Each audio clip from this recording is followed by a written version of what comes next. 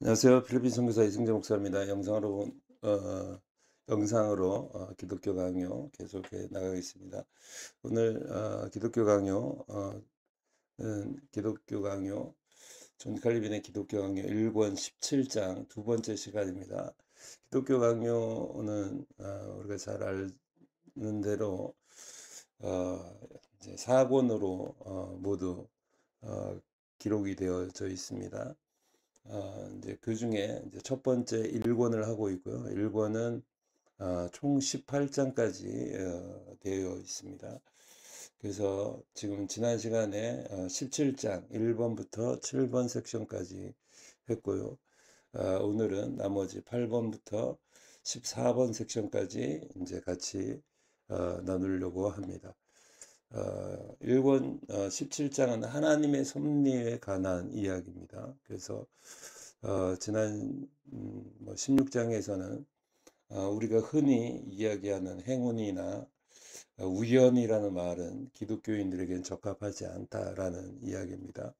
그리고 17장 들어와서는 하나님의 섭리에 관한 이야기들을 하고 있는데, 이 하나님의 섭리에 관한 이야기는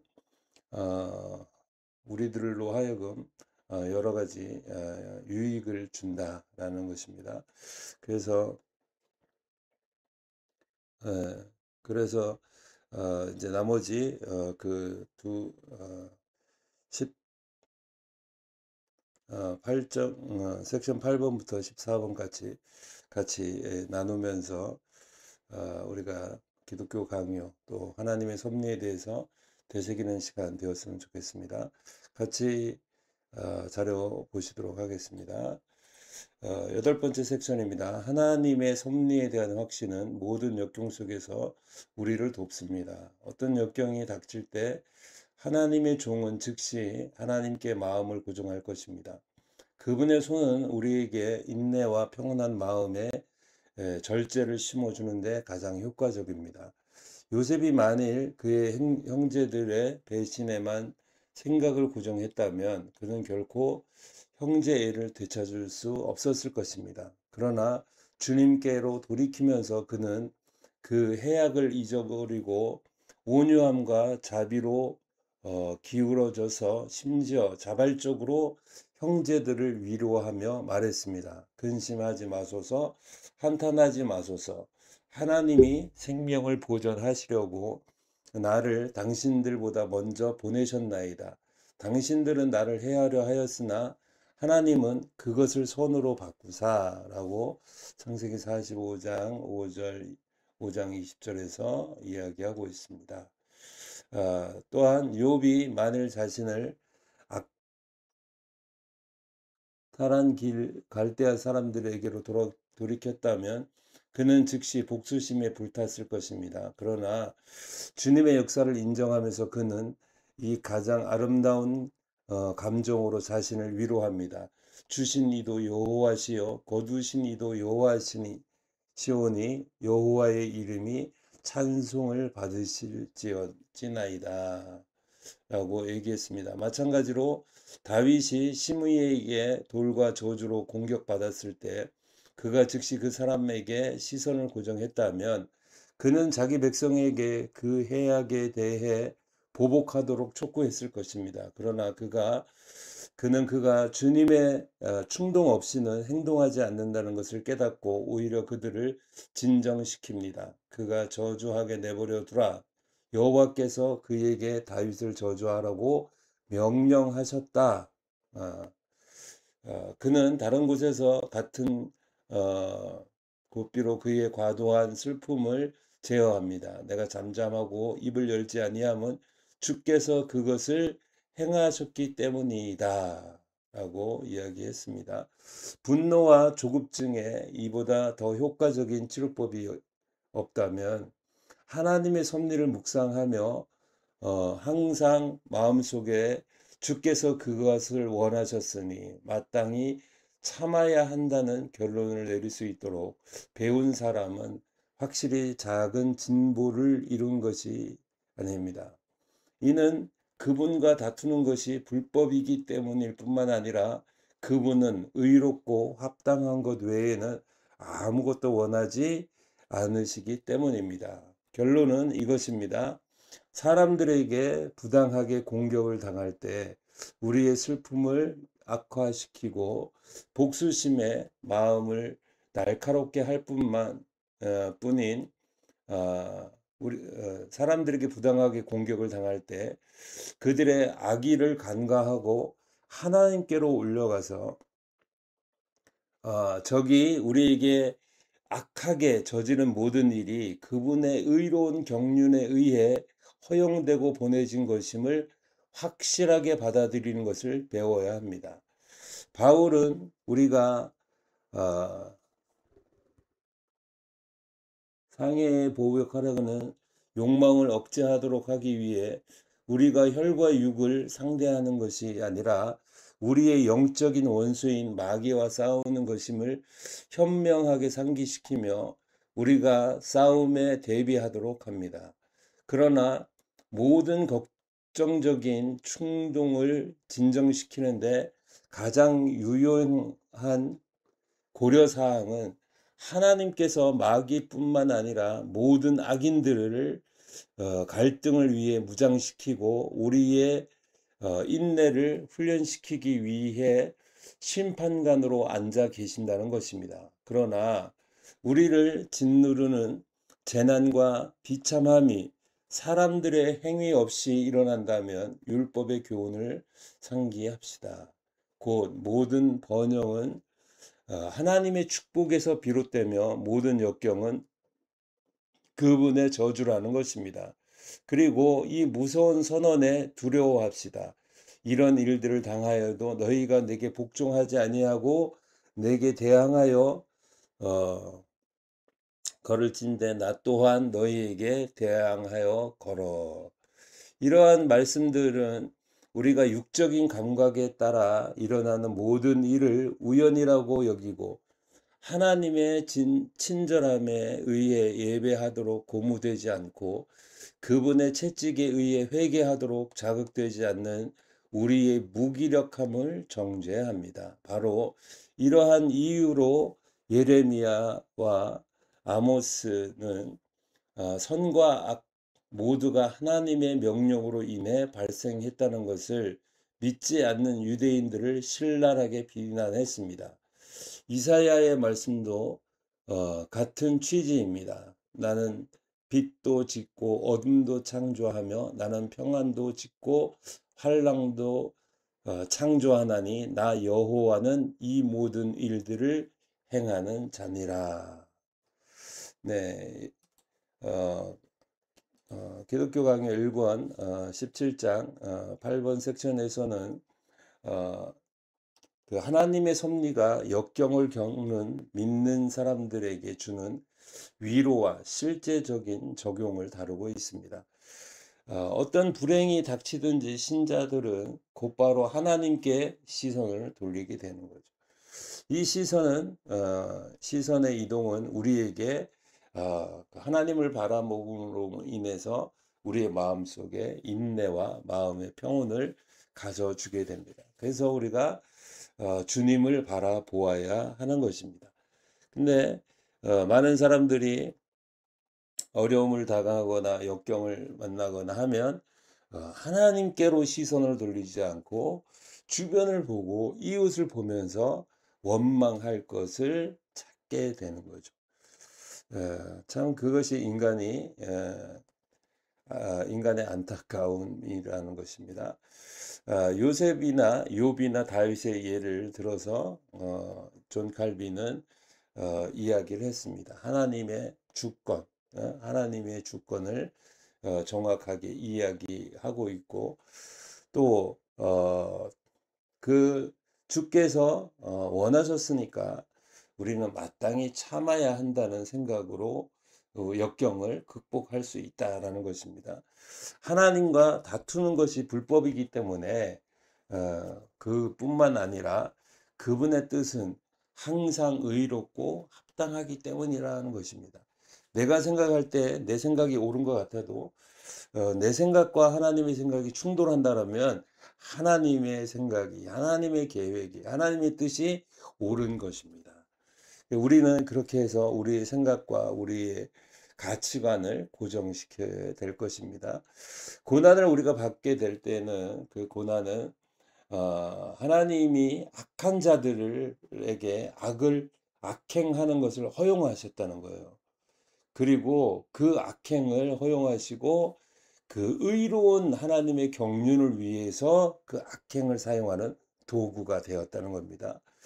그래서 우리의 삶은 마귀 사단과의 영적인 전쟁이라는 거죠. 그래서 눈에 보이는 사람과의 싸움이 아니라 보이지 않는 악한 영들과의 싸움이 계속되어진다는 거죠. 그래서 자연재해나 질병 등 사람의 행위 없이 오는 모든 역경은 율법이 가르치듯이 하나님의 저주이다. 그리고 그 저주를 받은 우리의 무기력을 이제 깨닫게 하고 회개로 이끌기 위해서 하나님은 선과 악을 모두 창조하셨다. 하나님이 허락하셨다라는 것입니다. 자, 9번째 섹션입니다. 같이 보시겠습니다. 하위 원인들을 소홀히 하지 말라. 동시에 그리스도인들은 하위 원인을 간과하지 않을 것입니다. 왜냐하면 그는 자신에게 혜택을 준 사람들을 신의 선하심의 봉사자로 여기면서도 그들의 친절이 아무런 감사를 받을 자격이 없는 것처럼 그들을 지나치지 않을 것이기 때문입니다. 오히려 그들에게 진심으로 감사를 느끼고 기꺼이 그 은혜를 고백하며 자신의 능력에 따라 보답하려고 노력할 것입니다. 결론적으로 자신이 받는 축복에서 그는 하나님을 주요 저자로서 존경하고 찬양할 것이지만 사람들도 그분의 봉사자로서 존중할 것입니다. 그리고 하나님께서 친절을 베풀기로 기뻐하신 그들의 손을 통해서 자신이 빚을 지고 있다는 사실을 진실 그대로 인식할 것입니다. 만일 그가 태만함이나 경솔함으로 인해 어떤 손실을 입게 된다면 그는 그것이 주님의 뜻이었음을 믿겠지만 동시에 그 손실을 자신 있게 탓할 것입니다. 돌보아야 할 의무가 있었으나 소홀히 대했던 사람이 질병으로 사망하더라도 그는 그 사람이 이미 정해진 한계를 넘을 수 없었다는 것을 알지만 자신의 잘못을 가볍게 여기지 않을 것입니다. 오히려 그 사람에게 충실하게 의무를 다하지 못했으므로 마치 자신이 유죄한 태만으로 인해 그가 사망한 것처럼 느낄 것입니다. 하물며 도둑질이나 살인의 경우처럼 속임수와 사전에 계획된 악의가 존재했을 때 그는 신의 섭리를 구실로 그것을 완화하지 않을 것입니다.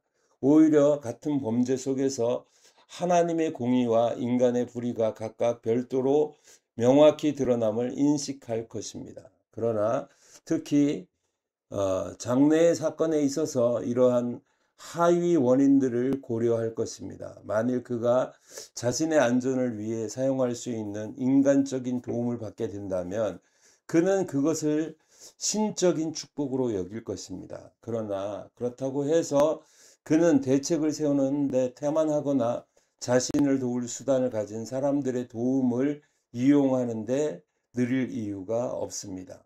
피조물들이 자신에게 제공할 수 있는 모든 도움을 주님께서 자신에게 내미신 손으로 여기면서 그는 그것들을 신의 섭리의 합법적인 도구로서 활용할 것입니다. 그리고 자신이 착수하는 어떤 일의 결과가 어떻게 될지 불확실하기 때문에 모든 일에서 주님께서 자신의 선을 위해 예배하실 것임을 알고 있다는 점을 제외하고 그는 그 자신이 자신의 능력이 허락하는 한 최선이라고 생각하는 것을 열렬히 목표로 삼을 것입니다. 대책을 세울 때 그는 자신의 인상에 휩쓸리지 않고 자신을 하나님의 지혜에 맡기고 내어줄 것입니다. 이는 그분의 인도 아래서 올바른 길로 인도되기 위함입니다. 하지만 외적인 도움에 대한 그의 신뢰는 그것의 존재가 그를 안심하게 하고 그것의 부재가 그를 마치 버려진 것처럼 낙담하게 만들 정도는 아닐 것입니다. 그의 마음은 항상 오직 하나님의 섭리에만 고정되어 있을 것이며 현재 상황에 대한 어떤 고려도 그가 섭리를 꾸준히 묵상하는 것으로부터 그를 이탈시키도록 허용되지 않을 것입니다. 요압이 전투의 결과가 전적으로 하나님의 손에 달려 있음을 인정하면서도 그렇다고 해서 활동적이지 않게 되지 않고 오히려 자신의 적절한 소명에 속한 일을 힘써 진행했던 것처럼 말입니다. 그는 말합니다. 담대하라. 우리가 우리 백성과 우리 하나님의 성읍들을 위하여 담대히 행하자. 여호와께서 선히 여기시는 대로 행하시기를 원하노라.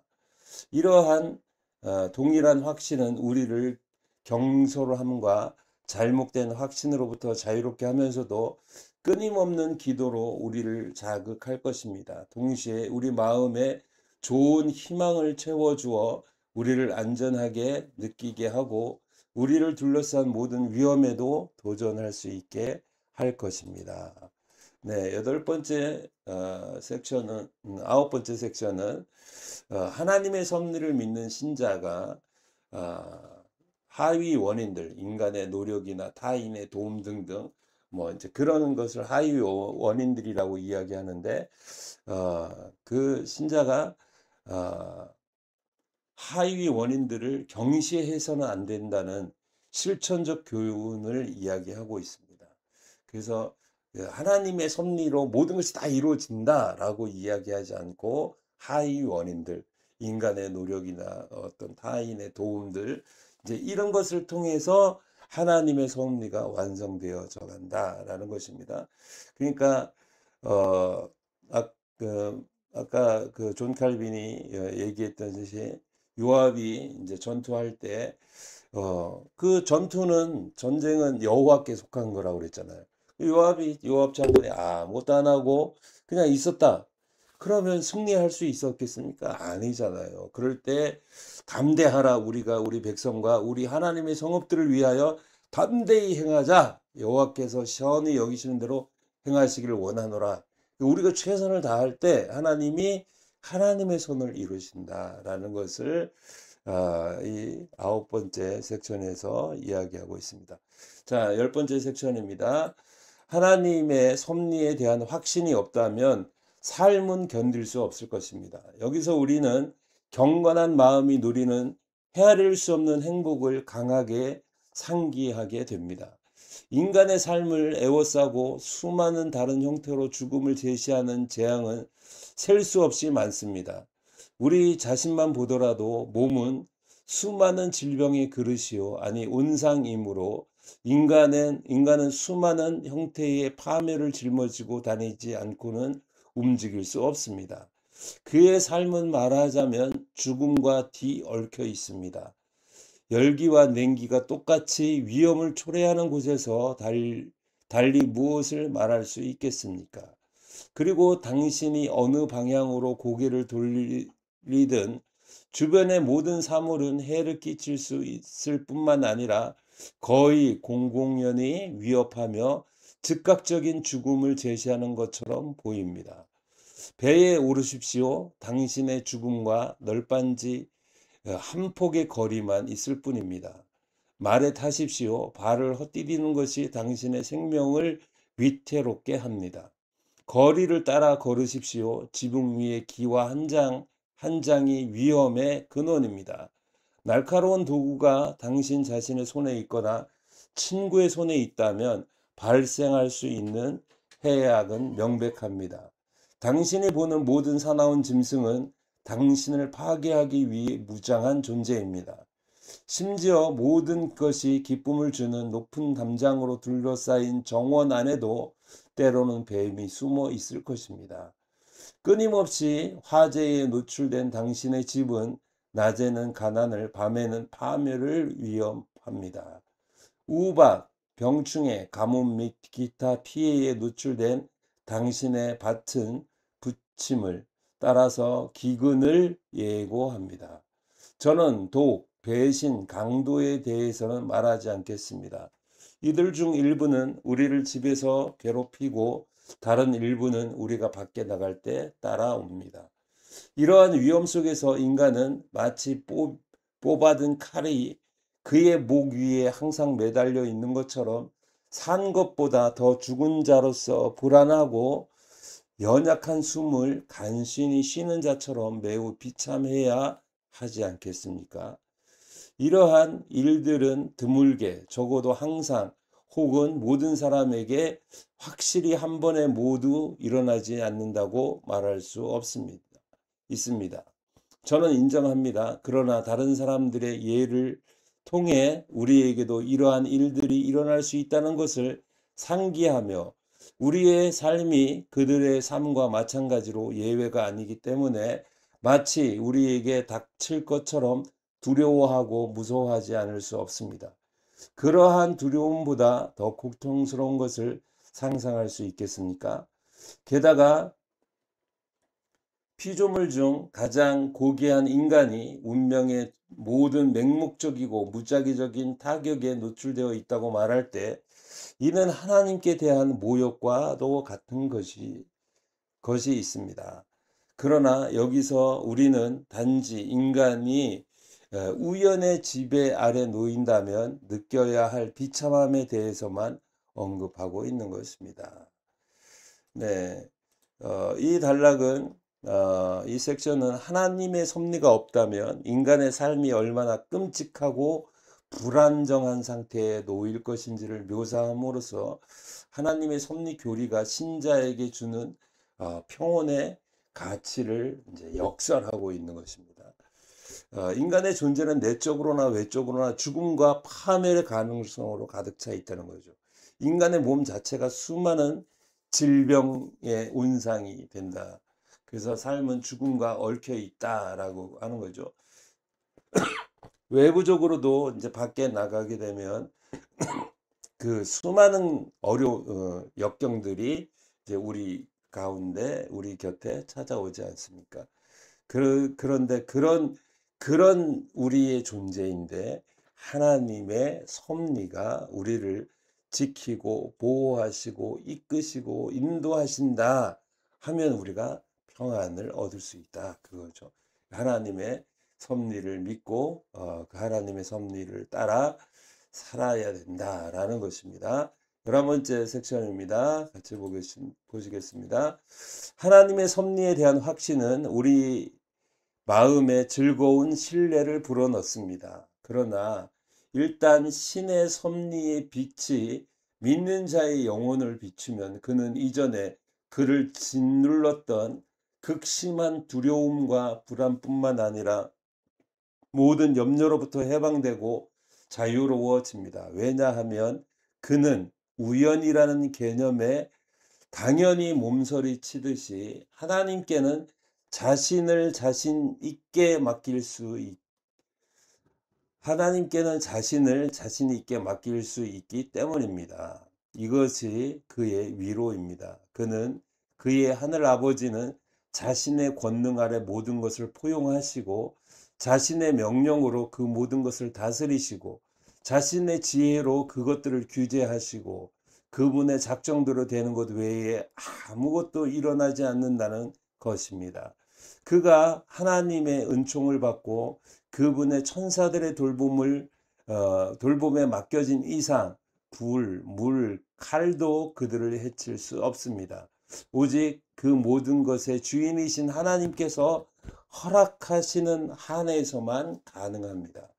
시편은 이렇게 노래합니다. 그가 너를 새 사냥꾼의 올무에서와 극한 전염병에서 건지실 것임이로다. 그가 너를 그의 깃으로 덮으시리니 내가 그의 날개 아래에 피하리로다.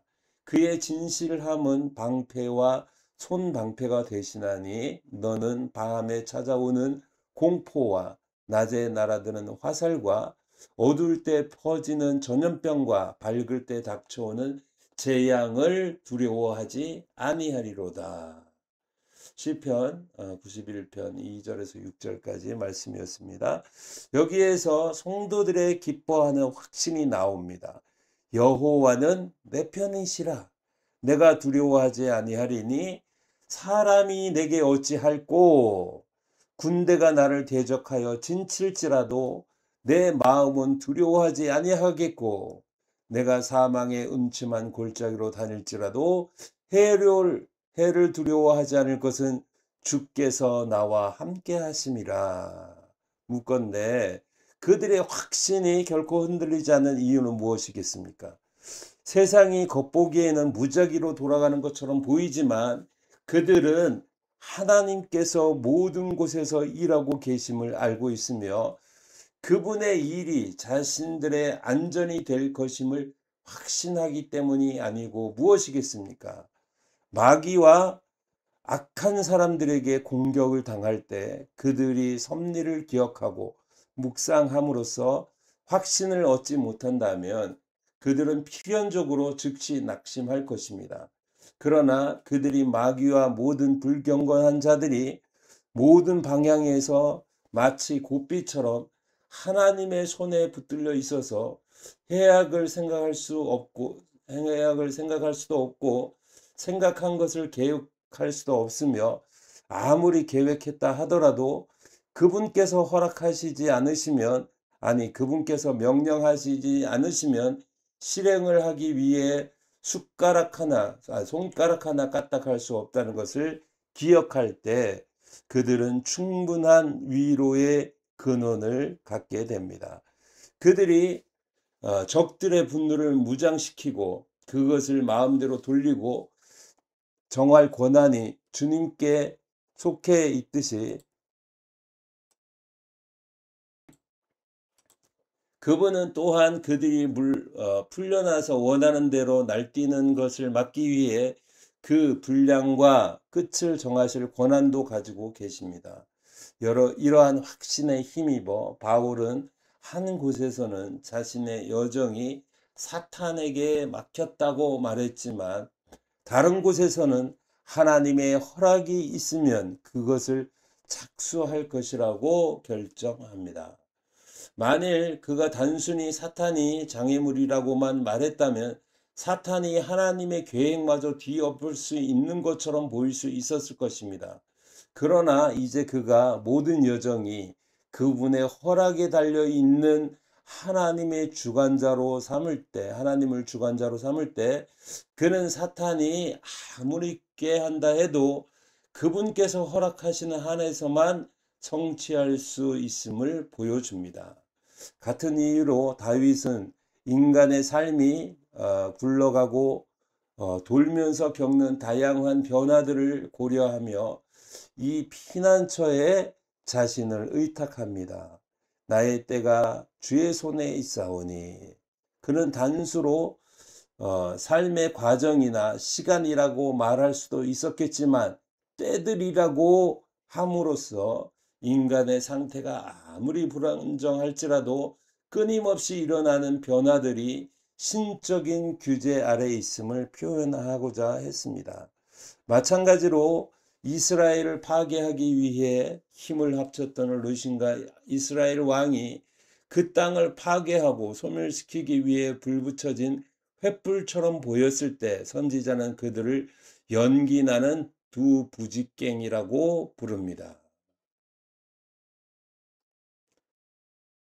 그들은 단지 약간의 연기만 내뿜을 수 있을 뿐이었습니다. 또한 그의 재산과 힘, 군대의 무리로 인해 모두에게 두려움이 대상이었던 바로는 가장 큰 짐승에 비유되고 그의 군대는 물고기에 비유되며 하나님은 그 지도자와 군대 모두를 낚싯바늘로 잡아 자신이 기뻐하는 곳으로 끌고 가실 것이라고 선언하십니다. 한마디로 더 이상 이 문제에 머물지 않더라도 주목하십시오. 그러면 섭리에 대한 무지가 모든 불행 중 가장 큰 것이며 그것에 대한 지식이 가장 높은 행복이라는 것을 즉시 깨닫게 될 것입니다. 네, 그 마지막 단락은 하나님의 섭리에 대한 지식이 신자의 마음속에 궁극적인 평안과 즐거운 신뢰를 가져다 주는 방식을 이렇게 존 칼빈은 결론으로 제시하고 있습니다. 하나님의 섭리의 빛이 비출 때 우리는 성도들은 극심한 두려움과 모든 염려로부터 해방되어지고 있습니다. 성도들은 우연의 개념을 거부하고 하늘 아버지께서 자신의 영과 지혜로 모든 것을 통제하신다는 것을 확신을 갖고 믿는 사람들입니다. 시편 91편에서 하나님이 신자들을 모든 위험으로부터 지키시는 보호자임을 노래하였고, 시편 118편과 27편, 23편은 성도의 흔들리지 않는 용기와 안전을 보여줍니다. 우리가 잘 아는 시편 23편에 있는 그것처럼 내가 사망의 음침한 골짜기로 다닐지라도 해를 두려워하지 않을 것은 주께서 나와 함께 하시기 때문이다. 그러잖아요. 그것을 믿고 우리가 그 하나님께 우리의 어려움과 역경과 환난과 이 모든 것을 맡긴다면 하나님의 섭리로 우리를 안전하게 이끄신다는 것입니다. 자, 12번째 섹션입니다. 하나님의 후회에 대하여 경건한 자들의 견고한 교훈과 위로에 도움이 되는 한도 내에서 하나님의 섭리에 관해 말했습니다. 어리석은 사람들의 호기심을 만족시키는 것은 불가능하고 시대에서도 안 될 일입니다. 자, 이제 우리가 설명한 견해와 달리 하나님의 계획이 확고하고 안정적이지 않으며 지상의 사건들의 변화에 따라 변한다는 듯이 보이는 몇몇 구절들이 남아있지 않다면 충분했을 것입니다. 첫째, 하나님의 섭리와 관련하여 그분께서 사람을 만드신 것을 후회하셨다. 창세기 6장 6절. 사울을 왕으로 세우신 것을 후회하셨다. 사무엘상 15장 11절. 그분의 백성들에게 내리기로 결심했던 재앙에 대해 그들의 약간의 개선을 보자마자 후회하실 것이다. 예레미야 18장 8절. 둘째, 그분의 작정이 때때로 취소되는 것처럼 보입니다. 그분은 요나를 통해 니느웨 사람들에게 40일이 지나면 니느웨가 무너지리라고 선포하셨지만 그들이 회개하자마자 더 자비로운 판결로 마음을 기울이셨습니다. 또한 이사야의 입을 통해 히스기야에게 죽음을 통보하신 후 그의 눈물과 기도에 감동되어 그 죽음을 미루셨습니다. 이러한 이유로 많은 사람들은 하나님께서 인간의 일을 영원한 작정으로 정하신 것이 아니라 각 개인의 공로에 따라 그리고 그분이 옳고 정의롭다고 생각하시는 대로 매년, 매일, 매시간 처리하신다고 주장합니다. 후회에 관하여 우리는 후회는 무지, 오류, 무능과 마찬가지로 하나님 안에 존재할 수 없다는 것을 확고히 해야 합니다. 어떤 사람도 알면서 또는 기꺼이 자신을 후회의 필연성으로 몰아넣지는 않는다면 우리가 하나님께 후회를 돌릴 때 그분께서 무슨 일이 일어날지 모르시거나 혹은 그것을 피할 수 없거나 혹은 성급하고 경솔하게 결정을 내린 후 즉시 후회하신다고 말하는 것과 같습니다. 그러나 성령께서 후회에 대한 언급에서조차 하나님께서 어떤 후회의 감정에도 영향을 받지 않으시며 그분은 후회하실 분처럼 사람이 아니시다고 선언하시므로 이러한 생각은 성령의 의미와 거리가 멉니다. 그리고 같은 장에서 이 두 가지가 함께 연결되어 있어서 구절들을 비교해 보면 모순처럼 보이는 것을 놀랍게 제거한다는 점에 주목해야 합니다. 하나님께서 사울을 왕으로 세우신 것을 후회하셨다고 말할 때 그 용어는 변화를 비유적으로 사용한 것입니다. 바로 직후에 이렇게 덧붙여집니다. 이스라엘의 지존자는 거짓말을 하거나 후회하지 아니하시니 그는 사람이 아니심으로 후회하지 않으심이니라. 이 말씀들에서 그분의 불변성은 비유 없이 분명히 주장되고 있습니다. 그러므로 인간사를 다스리는 데 있어서 하나님의 작정은 영구적이며 후회와 같은 모든 것보다 우월하다는 것은 확실합니다. 그분의 불변성에 대한 의심이 없도록 심지어 그분의 원수들까지도 그것을 증언하도록 강요받습니다. 발람은 자신의 의지에 반하여 이 외침을 터뜨릴 수밖에 없었습니다. 하나님은 사람이 아니시니 거짓말을 하지 않으시고 인생이 아니시니 후회가 없으시도다. 어찌 그 말씀하신 바를 행하지 않으시며 하신 말씀을 실행하지 않으시리. 네, 네.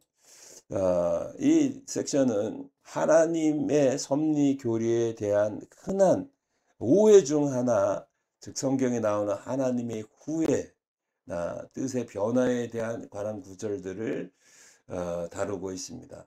이제 이것은 하나님의 불변성이라는 우리가 믿는 하나님은 변하지 않으시는 분이다 라는 하나님의 불변성 있잖아요. 그 하나님의 불변성을 우리가 믿는다면 이런 것들은 다 해소될 수 있다라는 것입니다. 오해가 되고 있는 근거 구절들을 몇몇 이제 이야기를 들었는데, 예를 들면 하나님이 물로 이제 심판하시기 전에 노아의 홍수로 심판하시기 전에 사람을 만드신 것을 후회하셨다라는 표현이 있잖아요. 또 사울 왕을 세우신 것을 후회했다라는 구절들도 있고, 또 니느웨의 성을 40일이 지나면 멸망시키겠다 그랬는데 회개하고 나니까 이제 자비를 베푸셨던 것들, 히스기야를 이제 죽이겠다 했는데 히스기야가 기도했더니 회개했더니 그에게 살려주셨던 것들, 뭐 이런 것들을 통해서 하나님의 작정이 이렇게 됐었는데 인간이 이렇게 하니까 이렇게 변화된 이렇게 하나님이 후회하신 것이다라고 하는 이야기 것이 아니겠느냐라는 그렇게 주장하는 사람들이 있습니다. 그런데 신학적으로 하나님의 불변성이 있기 때문에 하나님은 후회는 우리가 어떨 때 후회하게 됩니다. 여러분 후회하시는 일들이 있으십니까? 그건 뭐예요? 우리가 잘 몰랐을 때, 그때 좀 잘 알았으면 후회할 일이 없잖아요. 그냥 무지하거나 또 무능하고, 내가 능력이 없어서 무능하고 이럴 때 우리가 후회하게 되거든요. 근데 전지전능하신 하나님은 무지나 무능이 있습니까? 없잖아요. 전지전능하신 분이잖아요. 우리가 믿는 하나님은. 그 하나님이 어떻게 후회라는 말이 있겠습니까? 하나님이 후회라고 하는 것은 잘못된 것이고, 하나님이 후회하셨다라고 말한 같은 맥락에서 하나님은 사람이 아니기 때문에 후회하지 않으신다라는 것입니다. 그러면 그 후회하셨다는 것을 어떻게 우리가 해석할 수 있냐? 이 표현은 하나님의 행동의 변화를 비유적으로 표현한 것일 뿐, 그분의 영원한 작정, 계획 속에서 내부적으로 변경되었음을 의미하지 않는다는 거예요. 이랬다 저랬다 하는 것이 아니라 행동의 변화를 비유적으로 우리 인생들이 알아들을 수 있게 비유적으로 표현한 것이다 라는 것입니다. 자, 13번째 섹션으로 가서 하나님의 성경이 하나님의 후회를 말하는 이유는 우리의 이해를 위한 배려라는 섹션입니다. 함께 보시겠습니다. 그렇다면 후회라는 용어가 의미하는 것은 무엇입니까? 그것은 하나님께서 우리에게 인간적으로 묘사되는 다른 모든 표현 방식들이 의미하는 바와 같습니다. 우리의 연약함이 그분의 높이에 도달할 수 없기 때문에 우리가 그분에 관해 받는 모든 묘사는 이해할 수 있도록 우리의 능력에 맞게 낮추어져야 합니다. 그리고 낮추는 방식은 그분의 실제 모습대로가 아니라 우리가 그분을 인식하는 방식대로 묘사하는 것입니다. 그분은 모든 격정의 감정을 느끼실 수 없으시지만 자신을 악인들에게 분노하신다고 선언하십니다. 그러므로 우리가 하나님이 분노하신다는 말을 들을 때 그분 안에 어떤 감정의 동요가 있다고 상상해서는 안 되며 오히려 우리의 감각에 맞춰진 말의 방식을 고려해야 합니다. 하나님께서 심판을 집행하실 때마다 그분은 우리에게 격분하고 자극받은 사람처럼 보이기 때문입니다. 마찬가지로 우리는 후회라는 용어 아래에서 행동의 변화 이상의 것을 상상해서는 안 됩니다. 사람들은 그러한 변화를 통해 자신들의 불만족을 증언하는 경향이 있기 때문입니다. 그러므로 인간 사이에서 모든 종류의 변화가 불쾌한 것을 바로잡기 위함이며 그 바로잡음이 후회에서 비롯되므로 하나님께 적용된 같은 용어는 단순히 그분의 절차가 변화되었음을 의미합니다. 그럼에도 불구하고 그분의 계획이나 뜻의 역전은 없으며 그분의 감정의 변화도 없습니다. 인간의 눈에 그 변화가 아무리 갑작스러워 보일지라도 그분은 영원 전부터 예견하고 승인하고 작정하신 것을 변함없는 일관성으로 수행하십니다. 네. 그러니까 우리가 성경을 읽다가 하나님이 후회하셨다라는 것은 우리의 연약함 때문에 하나님을 묘사할 어떤 그런 하나님의 실체적인 그 묘사를 우리에게 하게 되면 우리가 인간이 부족한 피조물들인 우리가 어떻게 창조주의 하나님의 그 깊으신 뜻을 다 이해하고 그 하나님을 이해할 수 있겠습니까? 그래서 우리의 눈높이에 맞춰서 하나님이 후회하셨다. 하나님은 후회하시는 분이 인생이 아니시기 때문에 후회하지 않는데 우리로 하여금 이해할 수 있게 하기 위해서 후회하셨다라는 표현을 쓰고 있다는 것이죠. 또한 뭐 그뿐만 아니라 하나님은 격정의 감정을 느끼실 수 없습니다. 하나님은 감정적인 분이 아니시기 때문에 그렇죠. 근데 성경에 하나님이 분노하신다고 말할 때 우리는 그분 안에 감정적인 동요가 있어가지고 하는 게 아니라 심판을 집행하는 모습을 우리에게 맞게 표현하기 위해서 분노하셨으니까 하나님이 분노하셨기 때문에 심판이 얼마나 무섭겠습니까? 그렇죠? 하나님이 심판하실 거야 라고 하는 것보다 하나님이 분노하셔서 심판하실 거야. 그러면 뭐예요? 우리 인간들은 그 하나님의 분노에 대해서 하나님이 분노하셨구나. 우리가 쉽게 더 이해할 수 있지 않겠습니까? 그래서 이제 여기에 나오는 뭐 하나님이 후회하셨다, 하나님의 분노하셨다 이런 것은 다 우리들을 위한 인간적인 표현의 방식이다라는 것입니다. 자, 마지막 섹션입니다. 하나님은 그분의 계획을 확고하게 실행하십니다. 성경의 역사가 니느웨에게 선포되었던 멸망이 철회되고 죽음이 예고되었던 히스기야의 생명이 연장되었다고 기록할 때 이는 하나님의 작정이 무효화되었다는 것을 암시하지 않습니다. 그렇게 생각하는 사람들은 경고의 의미에 대해 착각하고 있습니다. 경고는 비록 단순히 선언되더라도 그 안에는 결과에 의존하는 침묵의 조건을 포함하고 있습니다. 주님은 왜 요나를 니느웨에 보내어 그 성읍의 멸망을 예언하게 하셨습니까? 왜 이사야를 통해 히스기야에게 죽음을 통보하게 하셨습니까?